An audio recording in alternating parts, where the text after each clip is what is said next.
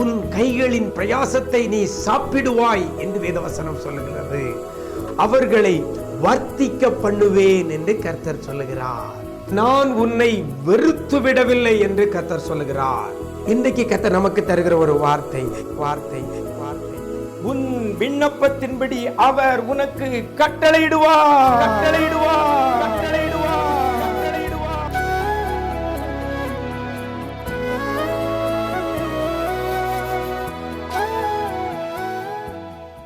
கிறிஸ்துவில் பிரியமானவர்களே, ஆண்டவரும் இரட்சகருமாகிய இயேசு கிறிஸ்துவின் ஈடு இணையற்ற நாமத்தில் உங்களுக்கு அன்பின் வாழ்த்துக்களை தெரிவிக்கிறேன். நல்லா இருக்கிறீங்களா? எல்லாரும் ஆண்டவர் கிருபையில நல்லா இருப்பீங்கன்னு கர்த்தருக்குள் நம்புகிறேன். இந்த நாளிலே கூட கர்த்தர் நமக்கு தருகிற ஒரு வார்த்தை 1 சாமுவேல் 1ஆம் அதிகாரம் 17ஆம் வசனத்தில் இவ்வாறாக சொல்லப்படுகிறது. அவர் உனக்கு கட்டளையிடுவாராக என்று வேதவசனம் சொல்லுகிறது. அவர் உனக்கு கட்டளையிடுவார். எனக்கு அருமையான தேவஜனமே, இந்த நாளில் கூட அந்த வார்த்தை உங்களுக்கு நேராக வருகிறது. அவர் உனக்கு கட்டளையிடுவார். இன்னைக்கு நமக்கு யாராவது கட்டளையிட மாட்டாங்களா? யாராவது எனக்காக ஏதாவது உத்தரவு அருளிட மாட்டாங்களா அப்படின்னு சொல்லி நம்ம நினச்சிக்கிட்டு இருக்கோம். அப்படி தானே? அரசாங்கத்திலிருந்து இந்த உத்தரவு வந்துடாதா? சம்பள உயர்வு உத்தரவு வந்துடாதா? அல்லது அப்பாயின்மெண்ட் ஆகிறதுக்கு போஸ்டிங் போடுறதுக்கு ஒரு சில தளர்வுகளை உத்தரவாக அரசாங்கம் சொல்லிடாதா? இப்படி ஏதாவது ஒரு உத்தரவு கட்டளை வெளிப்பட்டுறாதா அப்படின்னு சொல்லி நம்ம எதிர்பார்த்துக்கிட்டு இருக்கிறோம். ஸ்கூலில் படிக்கிற பிள்ளைகளுக்கெல்லாம் மழை, இன்னைக்கு லீவு அப்படின்னு ஒரு உத்தரவு கட்டளை வந்துடாதா அப்படின்னு காலையில் டிவியை பார்த்துக்கிட்டு இருக்குது. பாருங்கள், ஒரு கட்டளை வந்துடாதா, ஒரு உத்தரவு வந்துடாதா, ஒரு செய்தி வந்துடாதா அப்படின்னு சொல்லி எதிர்பார்த்து கொண்டிருக்கிறோம். நம்முடைய வாழ்க்கையிலும் கூட நிறைய காரியங்கள் இப்படி கட்டளை எதிர்பார்த்து கொண்டிருக்கிறோம். உத்தரவை எதிர்பார்த்து கொண்டிருக்கிறோம். கட்டளைனா உத்தரவு, ஆர்டர். ஒரு ஆர்டரை எதிர்பார்த்து கொண்டிருக்கிறோம், அல்லது ஒரு ரிசல்ட்டை எதிர்பார்த்து கொண்டிருக்கிறோம், அல்லது ஒரு முடிவை எதிர்பார்த்து கொண்டிருக்கிறோம். இன்றைக்கி வியாதிப்பட்ட உடனே ஸ்கேன் பண்ண போகிறோம். ஸ்கேன் பண்ணி ரிப்போர்ட் தராங்க. அதை வாசித்தா நமக்கு ஒன்றும் புரியாது. டாக்டர்கிட்ட கொண்டு கொடுத்தா தான் அவங்க தான் அதை பார்த்துட்டு நினச்சிவாங்க, சொல்லுவாங்க அவங்க இதை குறித்து என்ன சொல்ல போகிறாங்களோ, என்ன அறிவிப்பு வரப்போகிறதோ, என்ன கட்டளை என்ன உத்தரவு வரப்போகிறதோ அப்படின்னு வியாதிப்பட்ட பிள்ளைகள் ஒரு எதிர்பார்ப்போடு கூட இருக்கிறோம். அப்படி தானே? இன்றைக்கு நான் இந்த வேதவசனம் இன்றைக்கு உங்களுக்கு நேராக வருகிறது. அவர் உனக்கு கட்டளையிடுவாராக. அவர் உனக்கு, அவர் என்றால் யார்? அந்த வசனத்தில் ஆரம்பத்தில் சொல்லப்பட்டிருக்கிறது யாரு? இஸ்ரவேலின் தேவன். இஸ்ரவேலின் தேவன் என்று சொல்லப்பட்டிருக்கிறது. அவர் உனக்கு கட்டளையிடுவாராக. எனக்கு அருமையான தேவஜனமே, எதிர்பார்த்திருக்கிற தேவ பிள்ளையே, உத்தரவுகளை, கட்டளைகளை, ஆர்டர்களை எதிர்பார்த்திருக்கிற தேவ பிள்ளையே, இந்த நாளில் கூட வசனம் உங்களுக்கு நேராக கடந்து வருகிறது. நீங்கள் எதிர்பார்க்கிற உத்தரவை, எதிர்பார்க்கிற கட்டளையை, எதிர்பார்க்கிற ஆர்டரை யார் உனக்கு கட்டளையிடுவார்? அவர் உனக்கு கட்டளையிடுவாராக. அவர் என்றால் யார்? இஸ்ரவேலின் தேவன். நீங்களும் நானும் ஆராதிக்கிற, நீங்களும் நானும் நம்பி இருக்கிற இந்த இயேசு கிறிஸ்துவால தான் உங்களுக்கு கட்டளை வெளிவர பண்ண அவராலே முடியும். அவர் தான் கட்டளையிடணும். ஏன்னா வேதவசனம் சொல்கிறது, அவர் சொல்ல ஆகும், அவர் கட்டளையிட நிற்கும் என்று வேதவசனம் சொல்கிறது. அப்படியானால் கர்த்தர் கட்டளையிட்டால் அது நிற்கும். அதனால தான் ஏலி அன்னாள்கிட்ட சொல்லும்போது இப்படி சொல்கிறார், அவர் உனக்கு கட்டளையிடுவாராக. சரி, இப்போ பாருங்க, எதை கட்டளையிடுவார் அவர்? இஸ்ரவேலின் தேவன் என்று சொல்லியாச்சு. எதை கட்டளையிடுவார் என்று சொல்லி பார்க்கும் பொழுது அந்த வசனத்தில் அழகாக சொல்லப்பட்டிருக்கிறது. என்னது?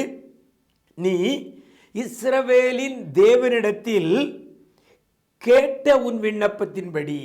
எதை கட்டளையிடுவார்? நீங்கள் கேட்டதை. விண்ணப்பத்தில் எவைகளை கேட்டீர்களோ அவைகளை இன்றைக்கு கர்த்தர் உங்களுக்கு கட்டளையிட போறாரு. எவ்வளவு ஒரு ஆசீர்வாதமான வார்த்தை!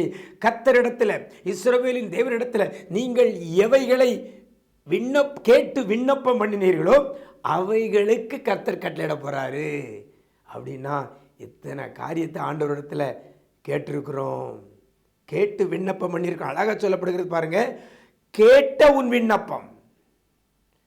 என்ன காரியத்தெல்லாம் கர்த்தரிடத்தில் கேட்டிருக்கிறீங்களோ அதற்கு அவர் கட்டளையிட போறாரு.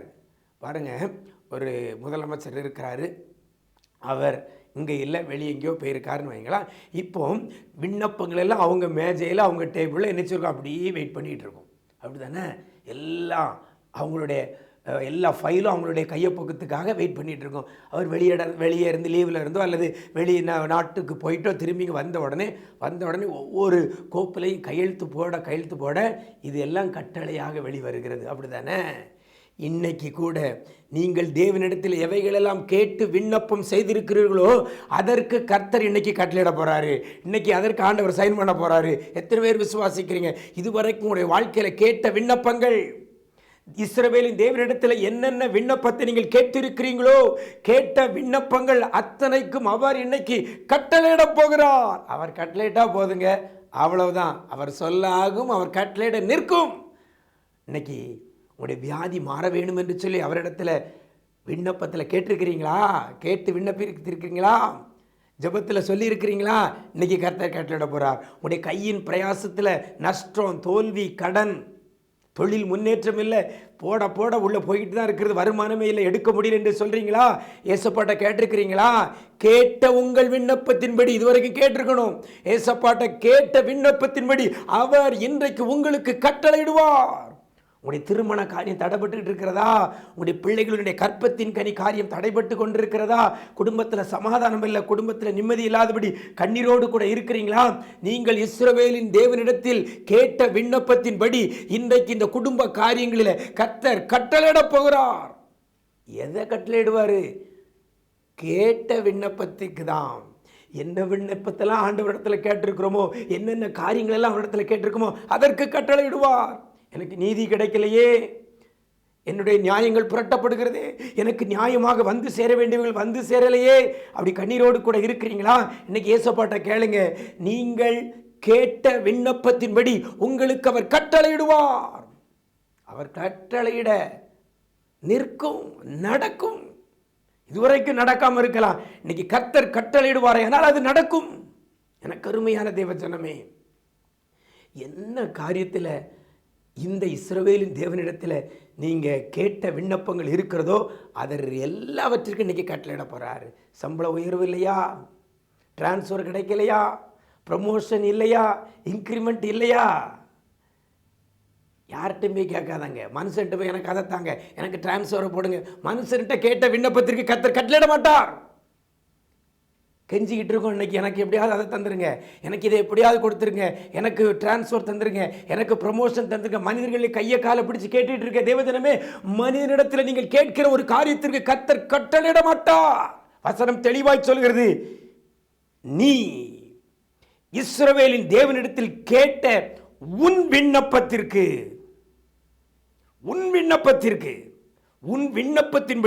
அவர் உனக்கு கட்டளையிடுவாராக என்று சொல்லப்பட்டிருக்கிறது. நீங்க வாயை திறந்து உங்க காரியங்கள் எவைகளை கர்த்தரிடத்தில் கேட்டிருக்கிறீங்களோ அவைகளுக்குத்தான் இன்னைக்கு கட்டளையிட போறாரு. இன்னொரு ஆள் உங்களுக்காக விண்ணப்பம் பண்ணினதுக்கு கேட்டு கர்த்தர் கட்டளையிடுவார்னு சொல்லி இந்த வசனத்தில் சொல்லலை. நீங்க வசனம் தெளிவாக திரும்ப அந்த வசனத்தை நீங்க வாசிச்சு பாருங்க. நீ இஸ்ரவேலின் தேவனிடத்தில் கேட்ட உன் விண்ணப்பத்தின்படி, யாரெல்லாம் இன்னைக்கு உங்க விண்ணப்பத்தை ஆண்டவரிடத்தில் கேட்குறீங்களோ வைக்கிறீங்களோ அதற்கு கர்த்தர் கட்டளையிடுவார். அப்படின்னா ஆண்டவர் சமூகத்தில் இன்னைக்கு காத்திருங்க, கர்த்தர் நிச்சயமாகவே செய்வார். அந்நாள் தேவனுடைய சமூகத்தில் போய் இஸ்ரவேலின் தேவனிடத்தில் கேட்ட விண்ணப்பம் என்னது? எனக்கு ஒரு ஆண் குழந்தை கொடுங்க, உமது அடியாளை மறவாமல் நிலைத்து எனக்கு ஒரு ஆண் குழந்தை கொடுங்கன்னு சொல்லி கேட்டா அதற்கு ஏலி சொன்ன பதில் இது. அதன்படியே கர்த்தர் கட்டளையிட்டார். வசனம் சொல்லுகிறது 20ஆம் வசனத்தில் பார்த்தீங்கன்னா, சில நாள் சென்ற பின்பு அந்நாள் கற்பவதியானாள். பாருங்க, கர்த்தரிடத்தில் கட்டளை பிறந்தால் அது நடக்கும். எனக்கு அருமையான தேவஜனமே, மனுஷன்ட்டு போய் கேட்கறத விட்டுட்டு, அதிகாரிகள்கிட்ட போய் கேட்கறத விட்டுட்டு, பணம் படைத்தவர்கள் அரசியல்வாதிகள் பதவியில் இருக்கவட்ட கேட்கறத விட்டுட்டு, உங்களுடைய நீங்கள் கேட்க வேண்டிய இடம் இஸ்ரவேலின் தேவனிடத்தில், நம்முடைய ஆண்டவராக இயேசு கிறிஸ்துவனிடத்தில் நீங்கள் கேட்ட விண்ணப்பத்தின்படி அவர் உங்களுக்கு கட்டளையிடுவார். அவரிடத்தில் விண்ணப்பம் பண்ணுங்க, அவர் கட்டளையிடுவார். அப்படிப்பட்ட கிருபையை கர்த்தர் தருவாராக. நாம் ஜெபிக்கலாமா? எங்களை நேசிக்கிற அன்பு நிறைந்த ஆண்டவரே, ஆசீர்வதிக்கப்பட்ட நல்ல நாளில் இருக்கிற ஒரு நல்ல ஒரு வார்த்தையை கொடுத்திருக்கிறீங்கப்பா.